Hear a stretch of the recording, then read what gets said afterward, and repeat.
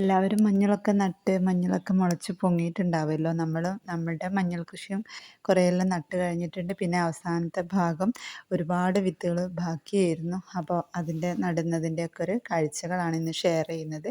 അപ്പോൾ പുതിയൊരു വീഡിയോയിലേക്ക് എല്ലാവർക്കും സ്വാഗതം. നമ്മുടെ ചാനൽ സബ്സ്ക്രൈബ് ചെയ്യാനും പിന്നെ ബെല്ലൈക്കോൺ ക്ലിക്ക് ചെയ്തിട്ട് ഓൾ എന്ന ഓപ്ഷൻ എനേബിൾ ചെയ്യാനും ഒന്നും മറക്കില്ലല്ലോ. ഞാൻ അയച്ചു തന്ന വിത്തുകളൊക്കെ നട്ട് വളർന്നു പൊങ്ങിയതിൻ്റെ ഫോട്ടോസ് ഷെയർ ചെയ്ത എല്ലാവർക്കും നന്ദി. മഴയൊക്കെ പെയ്ത് ഭൂമിയൊക്കെ നനഞ്ഞ് നല്ല അടിപൊളിയായിട്ട് എല്ലാവരും അവനവൻ്റെ പറമ്പിൽ നല്ല കൃഷിയിലൊക്കെ ഇറങ്ങുന്ന സമയമാണ്. അപ്പം ഞാനും ഒരുപാട് സാധനങ്ങളൊക്കെ നട്ടു. അതിൽ മെയിനായിട്ട് നട്ട സാധനമാണിതാ, നമ്മുടെ ഹെന്ന അതായത് മൈലാഞ്ചിയുടെ മരം. അപ്പോൾ അതൊക്കെ നല്ല തേപ്പ് പിടിച്ച് വരുന്നുണ്ട്. ഞങ്ങൾ പൊടിച്ച് വരുന്നതിന് തേപ്പ് പിടിക്കുക, തേക്കുക എന്നൊക്കെ ആട്ടോ പറയുക. ഞങ്ങളുടെ നാട്ടിലുള്ളൊരു ഭാഷയാണത്. അപ്പോൾ പുതിയൊരു വീഡിയോയിലേക്ക് എല്ലാവർക്കും സ്വാഗതം. നമ്മുടെ മഞ്ഞളൊക്കെ നടുന്നതിനെ പറ്റിയാണ് മെയിനായിട്ടും ഞാൻ ഈ വീഡിയോയിൽ പറയാൻ ഉദ്ദേശിക്കുന്നത്. കാലിയായിട്ട് കിടക്കുന്ന പറമ്പുകളിലൊക്കെ എങ്ങനെ ഇതിൻ്റെ അതിര് ഭാഗത്തൊക്കെ നമുക്ക് വെച്ച് കൊടുക്കാൻ പറ്റിയ ഒരു അടിപൊളി ചെടി തന്നെയാണ് മൈലാഞ്ചി. അപ്പോൾ ഇങ്ങനത്തെ ഭാഗങ്ങളിലൊക്കെ ഞാൻ ഇത്തവണ മഴയൊക്കെ പെയ്ത് റെഡിയായി ഭൂമിയൊക്കെ നനഞ്ഞ് റെഡിയായപ്പം നമ്മുടെ ടേസ്റ്റി ഞൊട്ടാഞ്ഞൊടിയനും അതേപോലെ കാക്കത്തക്കാളിയും വിത്തുകൾ ഇങ്ങനെ ഒരുപാട് സ്ഥലത്ത് ഇങ്ങനെ ചീച്ച് ഇട്ട് കൊടുത്തു കേട്ടോ. അപ്പം മഞ്ഞളുകളൊക്കെ നടാൻ വേണ്ടി ഒരുപാട് ലേറ്റായി പോയിരുന്നു. അപ്പോൾ ഇനിയും ലേറ്റ് ആവണ്ടെന്ന് കരുതിയിട്ട് നമ്മുടെ കയ്യിലുള്ള ബാക്കി മഞ്ഞളുകളുടെ എല്ലാം സ്റ്റോക്കും കൊണ്ട് നമ്മൾ ഫാമിലേക്ക് വന്ന് നേരത്തെ നമ്മൾ 2 ദിവസം മുന്നേ ട്രാക്ടർ വെച്ച് ഒഴിക്കുകയും ഒക്കെ ചെയ്തിരുന്നു.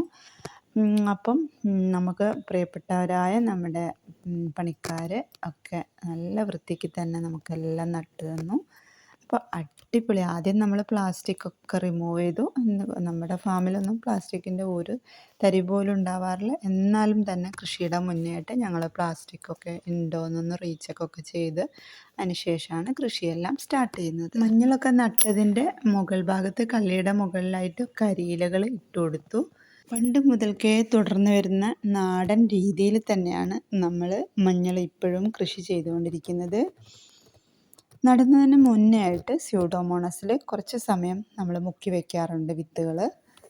പിന്നെ നടുന്നതിന് തൊട്ട് മുന്നേ ആയിട്ട് ചാണകം കലക്കി വെച്ചിട്ട് അതിൽ വിത്തുകളൊന്ന് നനച്ചിട്ട് നടുന്നതും വളരെ എഫക്റ്റീവായിരിക്കും. നല്ലതായിട്ട് കാട് പിടിച്ച് വളരാനൊക്കെ സഹായകമാക്കും. പിന്നെ നട്ട് മൂടിക്കഴിഞ്ഞാൽ ഇങ്ങനെ പൊതയിടുക എന്ന് പറഞ്ഞാൽ നിർബന്ധമായ കാര്യമാണ്. കാരണം കുത്തി ഒലിച്ച് പിഴിയുന്ന വലിയ ഇടവപ്പാതി മഴയത്തൊക്കെ എല്ലാം നശിച്ച് വിത്തുകളൊന്നും മുളയ്ക്കാതെ പാഴായി പോവും. അതുകൊണ്ട് ഇങ്ങനെ നമ്മൾ കൂടുതലും ഓലയാണ് നമ്മൾ ഉപയോഗിച്ചത്. കാരണം അത് നമുക്ക് സുലഭമായിട്ട് കിട്ടുന്നതാണല്ലോ. പിന്നെ ഓലയും പിന്നെ കുറേയൊക്കെ കരിയിലയും എല്ലാം ഇട്ട് മൂടി വെച്ചു. 5 തരം മഞ്ഞളുകളാണ് നമ്മൾ ഈ ഒരു ഫാമിൽ ചെയ്തിരിക്കുന്നത്. അപ്പോൾ ക്രോസ് പോളിനേഷൻ നടക്കാതിരിക്കാൻ വേണ്ടിയിട്ടുള്ള മുൻകരുതലുകളൊക്കെ എടുത്തിട്ടുണ്ടായിരുന്നു. കഴിഞ്ഞ വർഷം കരിമഞ്ഞൾ നട്ട സ്ഥലമായതുകൊണ്ട് ഒരുപാട് വിത്തുകൾ അവിടെ ഇവിടെ മുളച്ചങ്ങനെ പാഴായി നാശമായി പോകുന്നുണ്ടായിരുന്നു. അപ്പോൾ അതൊക്കെ പറിച്ചെടുത്തു. അതും കൂടെ നമ്മൾ പുതിയ ഇതിലേക്ക് നട്ടുപിടിപ്പിച്ചു. അപ്പോൾ കരിമഞ്ഞൾ കണ്ടിട്ടില്ലാത്തവർ കണ്ടോളൂ. ഇതേപോലത്തെ ഒരു കറുത്ത ലൈന് അല്ലെങ്കിൽ ഒരു ഡാർക്ക് വയലറ്റ് എന്ന് വേണമെങ്കിൽ പറയാം, ഒരു ലൈന് ആ ഒരു ലീഫിൻ്റെ തുടക്കം മുതൽ അവസാനം വരെ ഉണ്ടാവും. അതാണ് കരിമഞ്ഞൾ. അത് കണ്ടില്ലേ, ഇതാണ് കാട്ടുകൂവ. കാട്ടുകൂവയിൽ ഈ ഒരു ലൈന് വളരെ കുറച്ച് ഭാഗത്തേ ഉണ്ടാവുള്ളൂ.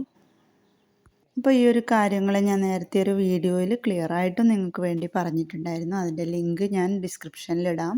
ഒന്ന് പോയിട്ട് കണ്ടു നോക്കണേ. നമ്മൾ കൃഷി സ്റ്റാർട്ട് ചെയ്ത സമയത്ത് നമ്മൾ ചെയ്തിരുന്ന ഒരു സ്പെഷ്യൽ മഞ്ഞളാണ് കേട്ടോ ഇത്, പ്രഗതി എന്ന് പേരുള്ള.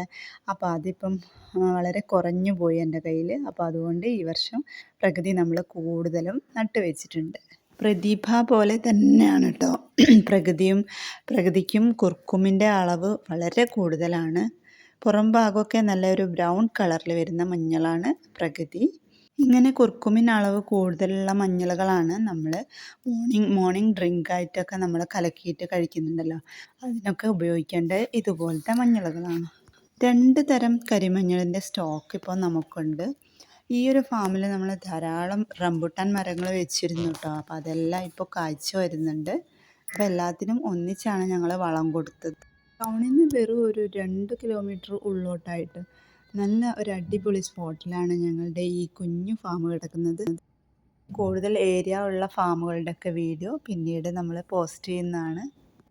അപ്പോൾ ഇതുപോലെ നിങ്ങൾ ചെയ്ത കൃഷിയുടെ കുറച്ച് വിശേഷങ്ങൾ നിങ്ങൾക്കും പറയാനില്ലേ? അത് ഈ വീഡിയോയുടെ അടിയിൽ കമൻസ് ആയിട്ട് രേഖപ്പെടുത്തണേ. അപ്പോൾ thanks for the watching. Like, subscribe and share.